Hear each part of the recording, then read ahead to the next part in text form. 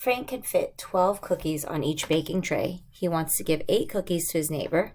Write an equation that can be used to find the number of cookies, y, that Frank has in the end if he baked X trays of cookies. Then use the equation to find out how many cookies he had in the end if he baked exactly 5 trays of cookies.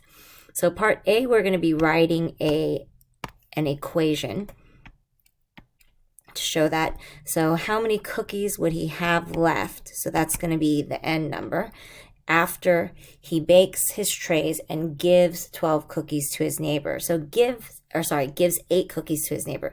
Gives 8 cookies we would represent with a -8. And that number is not going to change. No matter what, he's only going to give away 8 cookies. So that's going to stay the same. So that's just going to be the constant. The part that's going to change is how many trays does he bake. And there are 12 cookies on each tray. So that equation is going to be 12 times x minus 8. So for part B, we want to know how many cookies would he have if he baked 5 trays. So he has 12 per tray, so 12 times 5, and then he's going to give away 8. So he baked 60 cookies. If he gives away 8, he's left with 52 cookies.